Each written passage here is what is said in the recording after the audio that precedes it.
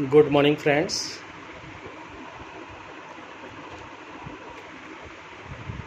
जैसा कि आज मॉर्निंग हम लोग डिस्कस करने वाले हैं माउथ कैविटी के बारे में। लास्ट टाइम कुछ फ्रेंड्स का रिक्वेस्ट था कि माउथ कैविटी के बारे में हम लोग डिस्कस कर लेंगे तो कुछ क्लियर हो जाएंगी। Myself doctor R N Kushwaha.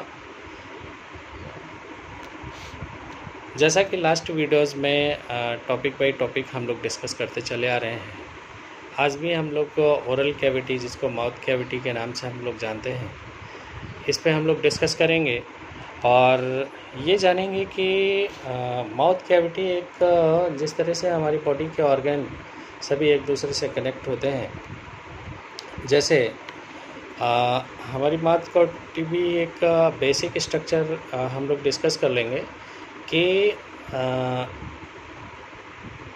इसका जैसे हमारी माउथ कैविटी का पीएच वैल्यू की बात करें तो पीएच वैल्यू का जो रेशियो होता है वो 6.2 to 7.3। यानी हमको मालूम है कि हमारी बॉडी का पीएच वैल्यू अगर 7 अराउंड है तो हमारा बॉडी बहुत अच्छा फंक्शन में रहता है। लेकिन यदि 7 अराउंड नहीं है तो वो अगर बहुत ज़्यादा एसिडिक होता चला जाएगा तो प्रॉब्लम करेगा, बहुत ज़्यादा बेसिसिटी होता चला जाएगा तो प्रॉब्लम करेगा। तो हमारा माउथ जो बक्कल कैविटी है वो हमारी क्या होता है कि एक इक्विलिब्रियम बेस होता है, एक बहुत सिस्टमेटिक बेस होता है। जैसे कि हम ये देखते हैं कि छोटी छोटी चीज़ें, जैसे हमारा दांत भी है, लेकिन दांत का डिस्कस हम लोग बाद में करेंगे। गम्स है, दांत है, उसका डिस्कस हम लोग बाद में करेंगे। हमारा टंग है, उसका डिस्कस हम लोग बाद में करेंगे। हमारा चीक से इनर पार्ट है, हमारा लिप्स इनर लेयर है, इसको हम लोग समझने की कोशिश करेंगे। हमारा एपिग्लॉटिस का पार्ट है, हमारा ओरल जो हाइजीन का पार्ट है, इस पे हम लोग आज बहुत अच्छे से डिस्कस कर पाएंगे और इसको हम इस तरह से समझाने की कोशिश करेंगे कि जैसे पीएच वैल्यू है, हमारी लार जो होती है उसका पीएच वैल्यू जिस हिसाब से 7 अराउंड होना चाहिए उस हिसाब से कैसे मेंटेन रखा जा सकता है। और हमारा विद्वान लोग हमारे बीच में बहुत सी बातें कहे गए हैं इसके बारे में कि हमारा जब हम सो के उठते हैं तो हमारा लार का जो पीएच वैल्यू होता है वो एसिडिक फॉर्म होता है, सॉरी बेसिक फॉर्म होता है, मतलब कि 7 के एबव होता है। और उस दौरान का जो लार होता है वो बहुत ही इम्पोर्टेंट होता है हमारे लिए। और बॉडी में कहीं पर भी बॉडी में जो है 7 के ऊपर, अगर हम ब्लड की बात करें तो ब्लड में ही 7.4 पीएच वैल्यू होता है। बाकी और बहुत सारे डाइजेस्टिव एंजाइम है जिसका बहुत रेज्ड होता है। गैस्ट्रिक तो गैस्ट्रिक जूस की बात करें तो उसका भी पीएच वैल्यू, छोटी आंत के जूस की बात करें, पैनक्रेटिक जूस की बात करें तो पीएच वैल्यू वेरिएंट होते हैं। तो वेरिएंट पीएच वैल्यू को बात ना करके बहुत एसिड और बेस पे हम लोग बात करेंगे कि यदि हमारा बक्कल कैविटी का पीएच वैल्यू बहुत रिड्यूस हो रहा है तो भी हम डिजीज़ कहीं ना कहीं सफ़र कर रहे हैं। और ये हम समझने की कोशिश करेंगे कि जो डर होता है लोगों के अंदर, जो एक भय बन जाता है कि जैसे ज़रा सा भी कोई गांठ टाइप का हो गया तो लोगों को डर लगने लगता है कि कहीं कैंसर का गांठ तो नहीं है, कहीं इसमें बड़ा बीमारी तो नहीं हो रहा है। तो मैं आज स्पष्ट कर देना चाह रहा हूँ कि बक्कल कैविटी के अंदर जितना भी गांठ होता है वो इनिशियल लेवल पे कैंसर होता ही नहीं है। इनिशियल लेवल पे तो हमारा 3 टाइप्स ऑफ इन्फेक्शन होता है। वायरल इन्फेक्शन होता है, फंगल इन्फेक्शन होता है और हमारा बैक्टीरियल इन्फेक्शन होता है। उसके भी कैटेगराइज हैं। उसका भी जो बैक्टीरियल इन्फेक्शन है, वायरल इन्फेक्शन है, फंगल इन्फेक्शन है, और उसका हमारे मार्केट में anti fungal, anti viral, anti bacterial हमारे पास मेडिसिन भी हैं। और होम्योपैथ में तो अगर देखें तो होम्योपैथ में तो इसमें बहुत आगे तक भी काम किया गया है, और आप लोग किसी भी अपने नियरेस्ट चिकित्सक से मिल के आप इसका प्रॉपर ट्रीटमेंट भी ले सकते हैं। तो इसलिए मैं ये अवगत कराना चाहता हूँ कि छोटी छोटी गांठें या किसी तरह की स्पॉटिंग या वाइटनेस या ब्लैकनेस, इस तरह के अगर कोई चीज़ दिखाई देती है आपकी बक्कल कैविटी में, तो बिल्कुल डरने की ज़रूरत नहीं है। बशर्ते इस चीज़ को सीखने की ज़रूरत है कि बक्कल कैविटी को हमारे हाइजीन के पॉइंट ऑफ व्यू से कैसे मेंटेन रखा जाए। बहुत इम्पॉर्टेंट चीज़ है कि हमने ये समझने की कोशिश करी है कि इसमें कभी कभी स्पॉटिंग ऐसी आ जाती है, कभी कभी कंटिन्यू कुछ दिनों के लिए चली गई फिर आ गई। कभी कभी क्या होता है कि लोगों को गले में खराश जनरली बनी रहती है। जनरली में ये पार्ट एक बहुत ही अब्रॉड पार्ट है, जिसके बारे में हम लोग अलग अलग पार्ट का, यानी टंग पे हम अलग बात करेंगे, टीथ पे हम अलग बात करेंगे, नेक पे हम अलग बात करेंगे। इसलिए आज जो कॉम्बिनेशन है बक्कल कैविटी को कैसे हम स्वस्थ रख सकते हैं, तो बक्कल कैविटी को अगर हम स्वस्थ रख लेंगे तो इसका मतलब ये 3-4 चीज़ें अपने आप स्वस्थ रह सकती हैं। तो बक्कल कैविटी को स्वस्थ रखने के लिए मॉर्निंग में जब हम ब्रशिंग करते हैं तो ब्रशिंग से पहले हमें क्या करना चाहिए, इसको जानने की बहुत ज़रूरत है।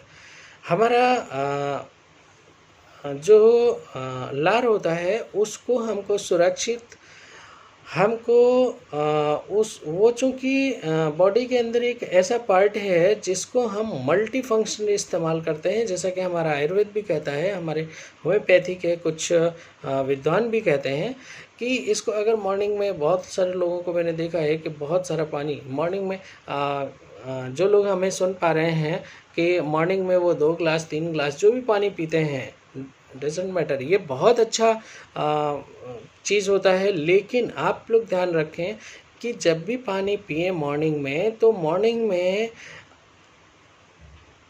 1 कप, सबसे पहला जो मॉर्निंग में आप पानी पिए वो 1 कप, वो भी विदाउट ब्रशिंग। उसके बाद में 10, 15, 20 मिनट के बाद में आप ज़्यादा पानी पी सकते हैं, क्योंकि जो लार है वो आंत में जाके आपके लिए पॉजिटिव फ़ायदा देगी। लेकिन एक्सेस अगर डाइल्यूएंट डालेंगे, एक्सेस आप पानी ले लेंगे, तो कहीं ना कहीं आपको वो फ़ायदे नहीं मिल पाएंगे। ये हमारा आयुर्वेद कहता है। हमारे यहाँ कुछ चीज़ें ऐसी हैं जो कि बॉडी को मेंटेन रखने के लिए पीएच का बहुत बड़ा मार्कर होती हैं, बहुत बड़ा काम करती हैं। तो इसलिए जो लोग किसी भी तरह की स्पॉटिंग फील करते हैं तो उसमें 3 चीज़ों पे हम बात करेंगे, वायरल, फंगल और बैक्टीरियल।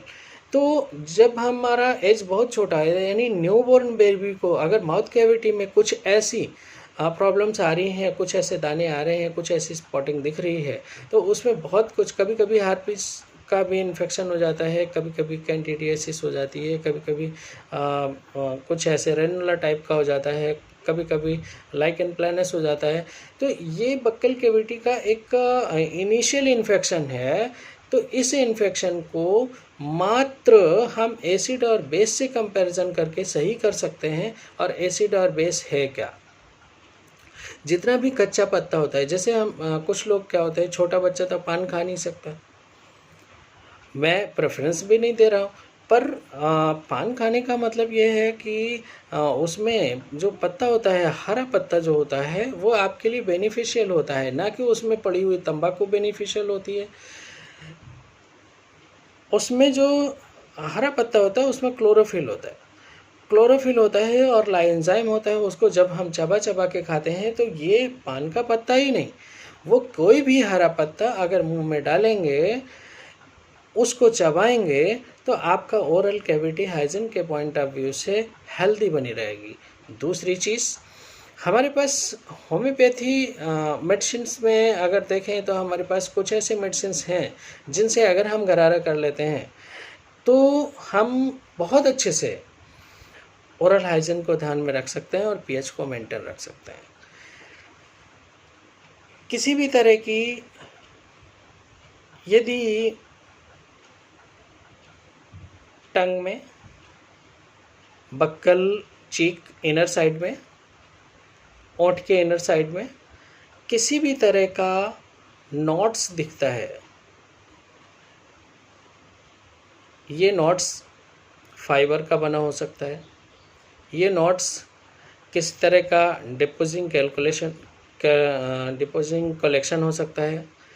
इस वजह से छोटी छोटी गांठों को लेके लोग हायर सेंटर पे विजिट करते हैं, हायर सेंटर पे जाते हैं जहाँ पे बहुत सारी रश होती है। क्योंकि हमारे बहुत सीनियर कंसल्टेंट होते हैं, उन्हें इनिशियल लेवल पे बहुत सारी कंसल्टेंसी एक साथ नहीं दे सकते, बहुत बिजी शेड्यूल रहता है। इस वजह से होम्योपैथी के यदि चिकित्सक से मिलते हैं और उनसे अपनी बात कहते हैं तो ओरल कैविटी को हम स्वस्थ रख सकते हैं। हमारे यहाँ कैलेंडुला जैसे टिंचर हैं जिनसे हम एक दो बार यदि हम गरारा करते हैं, यदि हम ओरल कैविटी को कुल्ली करते हैं तो इसका मतलब ये है कि बहुत अच्छे से हाइजीन मेंटेन रख सकते हैं। कुछ लोगों से निवेदन ये है कि जो लोग हमारे तंबाकू का सेवन ज़्यादा करते हैं, तंबाकू का सेवन ज़्यादा करते हैं, उनसे अपील ये है कि आप उसको बिल्कुल त्याग दें, क्योंकि उससे दो नुकसान आपके होते हैं। एक तो पैसे का नुकसान होता है, दूसरा आपका शारीरिक क्षति होती है, आपकी इम्यूनिटी पावर कंटिन्यू कम होती चली जाती है। जो भी भाई बहन हमें सुन पा रहे हैं वो मैं इसलिए कह रहा हूँ क्योंकि जब तक इन्फेक्टेड नहीं है तब तक तो कोई बात नहीं, लेकिन जिस दिन इन्फेक्टेड हो गए उस दिन के बाद में उसकी हीलिंग प्रोसेस जो होता है वो बहुत स्लो हो जाता है। और हीलिंग प्रोसेस अगर स्लो हो जाता है और बॉडी की एज बढ़ रही है तो आपको प्रॉब्लम कई गुना बढ़ सकती है। तो इसलिए फ्रेंड्स, यदि इससे रिलेटेड बक्कल कैविटी से रिलेटेड किसी तरह का कोई क्वेरी आता है तो हमारे नंबर पे कंसल्ट कर सकते हैं 73 76 93 66 00 7376936600 या जिस चैनल पे आप हमें सुन पा रहे हैं उस चैनल पे आप जाके कमेंट कर सकते हैं। आप यदि हमारे नियर एंड डियर रहते हैं तो आप हमारे से विजिट भी कर सकते हैं। तो कोशिश हमारी यही होनी चाहिए कि बक्कल कैविटी की किसी भी तरह की डिजीज़ हो उससे डरने की आवश्यकता नहीं है, उसे इनिशियल लेवल पे ही बड़ी बीमारी समझने की आवश्यकता नहीं है। हाइजीन को मेंटेन करने की आवश्यकता है, पीएच वैल्यू को मेंटेन करने की आवश्यकता है। और डियर फ्रेंड्स, मैं आपको ये शेयर करना चाहता हूँ कि कुछ ऐसे लाइकन प्लानस के पेशेंट हमारे पास आए जिनको हमने प्रॉपर तरीके से गाइड किया और उन्होंने बहुत ही कम समय में उस बीमारी से बाहर आ गए, जिन्होंने खाना पीना सब कुछ छोड़ दिया था। तो यदि कुशल चिकित्सक से आप मिलते हैं, आप जहाँ भी रहते हैं, जिस भी शहर में रहते हैं, आप कुशल डॉक्टर से मिल के आप काउंसिल कीजिए अपने आप को और इसका प्रॉपर ट्रीटमेंट लीजिए। लास्ट में हम आपसे डिस्कस करेंगे कि जो हमारी होम्योपैथी मेडिसिन्स हैं, कुछ मेडिसिन्स ऐसी हैं जैसे बोरेक्स है, स्टोमाटाइटिस हो गई यानी मुँहा हो गया, आए दिन मुँहा बना रहता है। हमारे पास बोरेक्स हो गई, मर्कसोल हो गई, इस तरह की बहुत सारी मेडिसिन हैं जिनको आप अपने घर में जो फर्स्ट एड बॉक्स हम बनाते हैं उस बॉक्स में रख सकते हैं। फर्स्ट एड बॉक्स आप हमारे यहाँ से भी कोरियर से मंगा सकते हैं। आप किसी भी कंपनी का फर्स्ट एड बॉक्स अपने यहाँ रख सकते हैं जिसमें से ये तीनों मेडिसिन आपके बक्कल कैविटी के लिए बहुत अच्छी होती हैं। और इनका यदि इस्तेमाल करते हैं तो मुझे लगता है कि कहीं बाहरी चिकित्सक के पास जाने की आवश्यकता इनिशियल स्टेज पे नहीं पड़ेगी। यदि 2-3 दिन में फ़ायदा आपको नहीं होता है तो नियरेस्ट चिकित्सक को विजिट कीजिए। यदि फिर भी फ़ायदा नहीं होता है तो उसकी जो भी इन्वेस्टिगेशंस होती हैं, इन्वेस्टिगेशंस को यहाँ पर हम शेयर नहीं करेंगे इसलिए क्योंकि इसकी मल्टीपल इन्वेस्टिगेशंस होती हैं स्टेज बाय स्टेज। और इसमें इनिशियल जो हम लोग इन्वेस्टिगेशन कराते हैं कि यदि उसके साथ हिस्ट्री इन्वॉल्व हो जाती है कि फ़ीवर आ रहा है साहब, जब से ये दाना पड़ा है तब से पेन बहुत ज़्यादा बढ़ गया है, जब से ये दाना पड़ा है, जब से ये इन्फेक्शन हुआ है तब से कुछ टेस्ट अच्छा नहीं लग रहा है। तो इस तरह की कंप्लेंट्स जब आने लगती हैं तो हम ये समझने लगते हैं कि